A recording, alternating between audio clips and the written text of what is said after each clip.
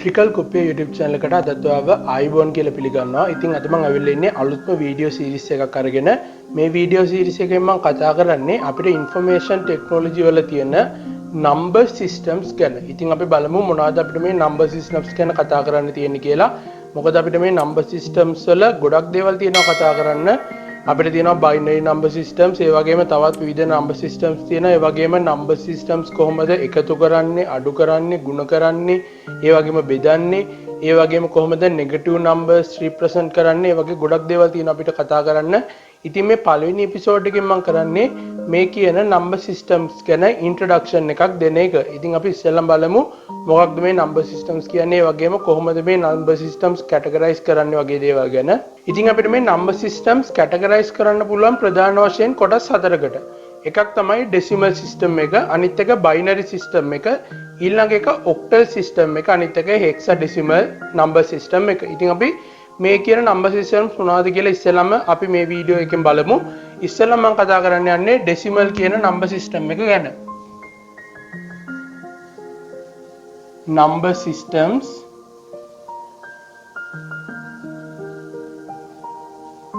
මේකෙදි මම ඉස්සෙල්ලාම කතා කරනවා decimal number systems ගැන.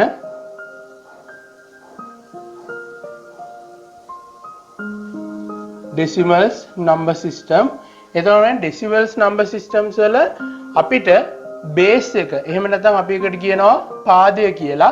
එතකොට මේකෙදි base එක වෙන්නේ 10 කියන එක. base එක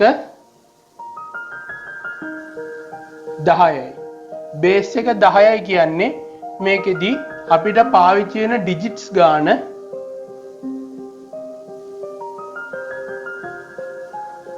digits ගාන 10ක් වෙනවා. එතකොට මේකෙදි base එක 10යි, digits 10ක් තියෙනවා. එතකොට මේ digits තමයි බිංදුවේ ඉඳන් 9 දක්වා තියෙන digits. එතකොට මේ decimal number system එක කියලා කියන්නේ අපි සාමාන්‍යයෙන් පාවිච්චි කරන number system එක. අපි සාමාන්‍යයෙන් 10යි, එහෙම නැත්නම් 25යි, 130යි අපි ඒ කතා කරන්නේ මේ decimal number system එක පාවිච්චි කරලා. එතකොට අපි සාමාන්‍යයෙන් මේ විදිහේ අගයක් ලිව්වොත්, අපි ලිව්වොත් එimhe 132 කියලා, අපි සාමාන්‍යයෙන් මේකට මේ විදිහට බේස් එකට අගයක් දාන්න ඕනි මොන පාදයේද මේක තියෙන්නේ කියලා. අපි සාමාන්‍යයෙන් decimal number system එකේදී නම් අපි මේක සාමාන්‍යයෙන් 10 ලකුණු කරන්නේ නැහැ. මොකද අපි හැම වෙලාවෙම පාවිච්චි කරන්නේ decimal number system එක නිසා අපි සාමාන්‍යයෙන් 132 කියලා විතරක් ලිව්වොත් අපි දැනගන්න ඕනි මේ තියෙන්නේ decimal number system එක කියලා. එතකොට මේකෙදි base එක කියන්නේ මෙන්න මෙතනින් ලියන අගය. එතකොට මේකෙදි base එක 10ක් වෙනවා.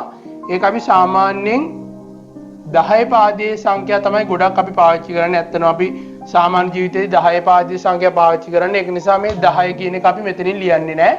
ඒතර මේ digits කීයක් තියෙනවද කියලා බලුවොත් එහෙම මේකෙදි බිංදුවේ ඉඳන් 9 දක්වා තමයි අපිට digits ටික ගන්න වෙන්නේ. 0 1 2 3 4 5 6 7 8 9 කියන මෙන්න මේ digits 10 තමයි අපි මේකෙදි පාවිච්චි කරන්නේ. එතකොට මේ තියෙන්නේ එක digits එක, ඊළඟට තුන්වෙනි digit එක තියෙනවා, දෙවෙනි digit එක තියෙනවා. එතකොට මේ විදිහට digits වර්ග 10ක් තියෙනවා. මේ digits 10 තමයි මේ decimal කියන number system එකේදී පාවිච්චි වෙන්නේ. ඊළඟට අපි බලමු decimal number system එක ගැන කතා කරා. ඊළඟට අපි බලමු binary number system එක ගැන. දැන් අපි binary number system එක ගැන බැලුවොත් එහෙම ඒකෙදි base එක වෙනස් වෙනවා, තියෙන digits ටික වෙනස් වෙනවා. එතකොට binary number system එකට ගියාට පස්සේ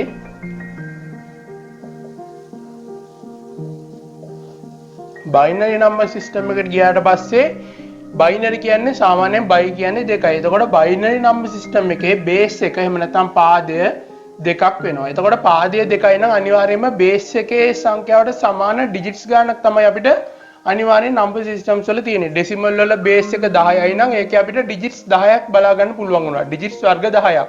බිංදුවේ ඉඳන් 9 දක්වා. එතකොට මේකෙදි base එක 2යි නම් digits 2ක් තියෙනවා. ඒ තමයි අපි බිංදුවේ ඉඳන් digits 2ක් ගන්නවා. එතකොට බිංදුව 1. එතකොට digits 2ක් ඇවිල්ලානේ. එතකොට මේක තමයි binary වල තියෙන digits වර්ග 2. එතකොට අපි සාමාන්‍යයෙන් ලිව්වොත් එම සංඛ්‍යාවක් මෙන්න මේ විදිහට අපිට කියනවා මෙන්න මේ විදිහට සංඛ්‍යාවක් තියෙනවා. දැන් මේ විදිහට සංඛ්‍යාවක් තිබ්බොත් එහෙම අපි මේ කියවන්නේ කොහොමද? අපි කියන්නේ 1101යි කියලා. එතකොට මොකද මේකෙදි 10 පාදය කියලා දීලා නැහැ. ඒ කියන්නේ අපි මේකෙදි පාදය මොකද්ද කියලා දීලා නැත්නම් අපි සාමාන්‍යයෙන් ඩෙසිමල් සංඛ්‍යාවක් විදිහට සලකලා 1101යි කියලා ලියනවා. හැබැයි මේක බයිනරි නම්බර් සිස්ටම් එකක් වෙන්න පුළුවන්. මොකද බිංදුව එක අගයන් විතරයි තියෙන්නේ. ඒක බයිනරි නම්බර් සිස්ටම් එකක් වෙන්න නම් අනිවාර්යයෙන්ම මෙතන 2 කියන සංඛ්‍යාව බේස් එක ලකුණු කරන්න ඕනි. මෙහෙම වුණොත් විතරයි මේක බයිනරි නම්බර් සිස්ටම් එකක් කියලා අපිට සලකන්න වෙන්නේ. මොකද මේ 2 නැත්තම් අපි මේ කියවන්නේ 1101යි කියලා. ඒක නිසා අනිවාර්යයෙන්ම ඩෙසිමල් වලදී අපි බේස් එක ලකුණු කරේ නැති වුණාට බයිනරි ඩෙසිමල් වල හැර අනිත් හැම නම්බර් සිස්ටම් එකකම බේස් එක ලකුණු කරන්න ඕනේ. එතකොට තමයි අපි තේරුම් ගන්නෙ මේ මොන නම්බර් සිස්ටම් එකෙන්ද මේ අගය රිප්‍රසන්ට් කරලා තියෙන්නේ කියලා. එතකොට මේක තමයි අපිට බයිනරි නම්බර් සිස්ටම් එක ගැන කතා කරන්න තියෙන්නේ. ඊළඟට අපි කතා කරමු ඔක්ටල් නම්බර් සිස්ටම් එක ගැන. ඔක්ටල් නම්බර් සිස්ටම් ඔක්ටා කියන්නේ 8යි. එතකොට ඔක්ටල් නම්බර් සිස්ටම් එකට ගියාට පස්සේ ඔක්ටා කියන්නේ 8යි. එතකොට බේස් එක 8ක් වෙනවා. බේස් එක 8යි නම් මම කිව්වා ඩිජිට්ස් වර්ග 8ක් තියෙන්න ඕනේ. එතකොට බිංදුවේ ඉඳන් අපි ඩිජිට්ස් ගන්න ගත්තොත් එහෙම බිංදුව 1 2 3 4 5 6 7. එතකොට මෙතන ඩිජිට්ස් වර්ග 8ක් තියෙනවා. එතකොට මෙන්න මේ 7ට එනකම් විතරයි මේකෙදි ඩිජිට්ස් භාවිතා වෙන්නේ. එතකොට ඔක්ටල් නම්බර් සිස්ටම් එකක 7ට වඩා ඩිජිට්ස් භාවිත වෙන්නේ නැහැ. කියන්නේ ඩිජිට්ස් 7ට වඩා ඔක්ටල් නම්බර් සිස්ටම් එකේදී පාවිච්චි වෙන්නේ නැහැ. උදාහරණයක් විදිහට ගත්තොත් එහෙම 326 කියලා ලිව්වොත් එහෙම මේක අපිට කියන්න වෙන්නේ මේක 326යි කියලා. මොකද මේකෙදි පාදයක් දීලා නැහැ. එහෙම වුණොත් අපි මේක ඩෙසිමල් කියලා ගන්නවා. එතකොට මේකෙදි 8 කියලා දැම්මොත් එහෙම මේක ඔක්ටල් නම්බර් සිස්ටම් එකක් විදිහට අපිට හිතන්න පුළුවන්. මොකද මේකෙදි මෙන්න මේ තියෙන ඩිජිට්ස් වර්ග ටික විතරයි තියෙන්න පුළුවන්. ඒ අවශ්‍යතාවය සම්පූර්ණ කරනවා. එතකොට බේස් එක 8 කියලා තියෙනවා. එතකොට මේක ඔක්ටල් නම්බර් සිස්ටම් එකක් වෙනවා. බැරි වෙලා හරි මෙන්න මේ විදිහට තිබ්බොත් එහෙම මේක ඔක්ටල් නම්බර් සිස්ටම් එකක් වෙන්නේ නැහැ. මේක වැරදි. මොකද ඔක්ටල් නම්බර් සිස්ටම් එකකට තියෙන්න පුළුවන් උපරිම ඩිජිට් එක 7 විතරයි. එතකොට මේක 8 වෙලා තියෙනවා. එතකොට මේක ඔක්ටල් නම්බර් සිස්ටම් එකට අයිති වෙන්නේ නැහැ. උපරිම අගය යන්න පුළුවන් 7 විතරයි. එතකොට මේක තමයි ඔක්ටල් නම්බර් සිස්ටම් එක ගැන අපි කතා කරන්න තියෙන්නේ. ඊළඟට අපි කතා කරමු හෙක්සාඩෙසිමල් නම්බර් සිස්ටම් එක ගැන. හෙක්සාඩෙසිමල්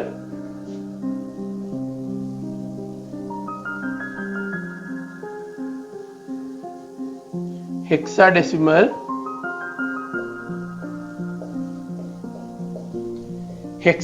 නම්බර් සිස්ටම් එක. හෙක්සාඩෙසිමල් කියන්නේ 16යි. එතකොට බේස් එක 16ක් වෙන්න ඕනි. බේස් එක 16යි නම් ඩිජිට්ස් 16ක් තියෙන්න ඕනි. එතකොට මේකෙදි අපි ඩිජිට්ස් 16ක් ගන්නවා. බිංදුවේ ඉඳන් ලකුණු කරගෙන යනවා.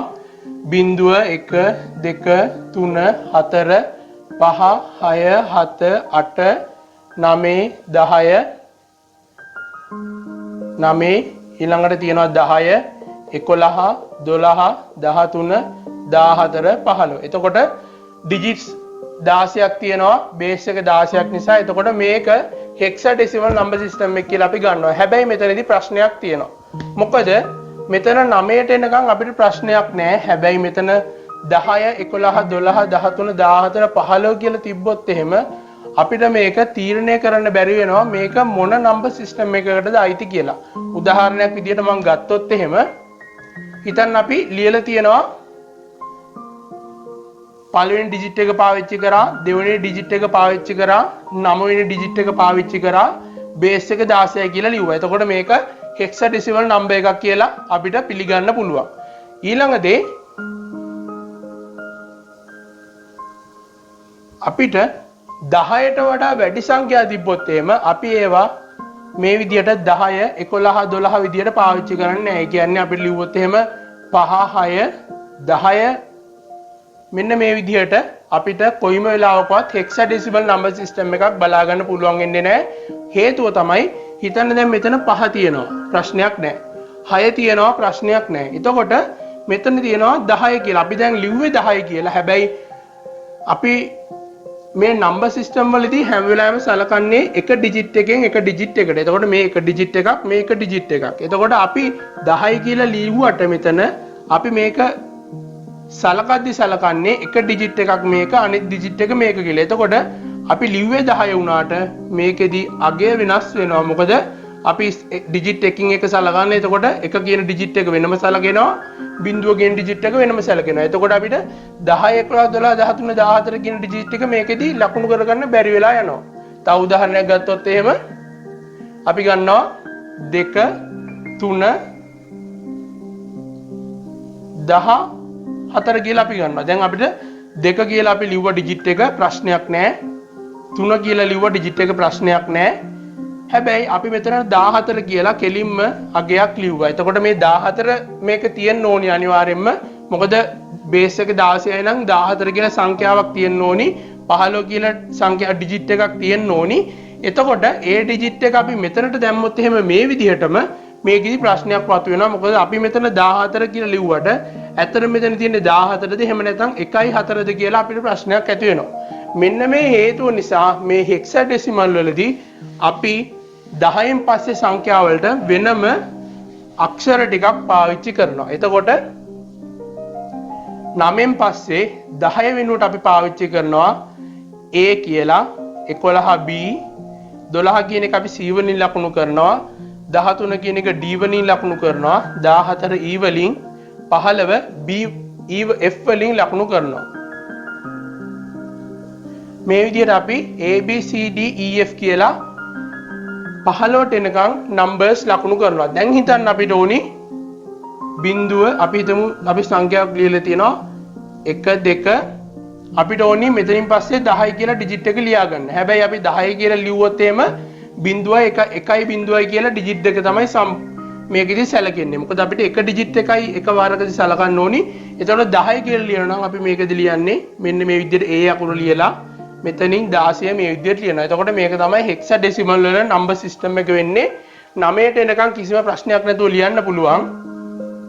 අපිට 11 12 13 වගේ නම්බර්ස් වලට මෙන්න මේ විදිහට ඉංග්‍රීසි අක්ෂර තමයි පාවිච්චි කරන්න සිද්ධ වෙන්නේ. ඉතින් එතකොට මේ ටික තමයි මේ අපි මේ වීඩියෝ සීරීස් එකෙන් කතා කරන බේසික් නම්බර් සිස්ටම්ස් වර්ග 4. ඉතින් මම හිතනවා බයිනරි නම්බර් සිස්ටම් එක ගොඩක් ඔයගලන්ට ෆැමිලියර්. ඒ වගේම ඩෙසිමල් නම්බර් සිස්ටම් එකත් ෆැමිලියර්. එතකොට ඔක්ටල් නම්බර් සිස්ටම් එක සහ හෙක්සාඩෙසිමල් නම්බර් සිස්ටම් එක ගැන තමයි අපිට ටිකක් අපි සාමාන්‍යයෙන් පාවිච්චි නොකරන්නේ. ඒතකොට අපි ඉස්සරහ වීඩියෝ වලින් කතා කරනවා මේ එකින් එක නම්බර් සිස්ටම් එක ගැන. ඉතින් අපි මේ වගේ නම්බර් සිස්ටම්ස් වලදී ඉස්සෙල්ලාම ඊළඟ එපිසෝඩ් එකේ විදිහට මම කතා කරන්න යන්නේ මේ නම්බර් සිස්ටම් කොහොමද කන්වර්ට් කරන්නේ කියලා. ඒ කියන්නේ ඩෙසිමල් නම්බර් සිස්ටම් එකක් කොහොමද බයිනරි නම්බර් සිස්ටම් එකක් කරන්නේ, බයිනරි නම්බර් සිස්ටම් එකක් කොහොමද ඩෙසිමල් නම්බර් සිස්ටම් එකක් කරන්නේ. ඒ වගේම ඩෙසිමල් නම්බර් සිස්ටම්ස් වල අපි දන්නවා 10 20 30 එහෙම නැත්නම් 12 13 14 ඒ වගේ අගයන් ගත්තා වගේම අපිට තියෙනවා 10.4 වගේ සංඛ්‍යා. එහෙම නැත්නම් 15.25 වගේ දශම සංඛ්‍යා තියෙන ඩෙසිමල් නම්බර්ස් කොහොමද අපි බයිනරි නම්බර්ස් කරන්නේ. ඒ වගේම බයිනරි නම්බර්ස් වල තියෙන දශම සංඛ්‍යා කොහොමද ඩෙසිමල් බවට පත් කරන්නේ. ඒ වගේම ඔක්ටල් නම්බර් සිස්ටම් එකක් කොහොමද බයිනරි කරන්නේ, ඔක්ටල් එකක් කොහොමද ඩෙසිමල් කරන්නේ, මේ වගේ ඔක්ටල් එකක් කොහොමද හෙක්සාඩෙසිමල් කරන්නේ, ඒ වගේ විවිධ නම්බර් සිස්ටම්ස් කොහොමද අපි තවත් නම්බර් සිස්ටම් එකකට කන්වර්ට් කරන්න කියලා අපි ඉස්සරහා වීඩියෝ සීරීස් එකෙන් කතා කරනවා. ඉතින් අපි ඒ වගේ තවත් අලුත් වීඩියෝ එකක් අරගෙන ආයෙත් ඉක්මනින්ම හම්බෙමු. ඔයාලා හැමෝටම සුබ දවසක්.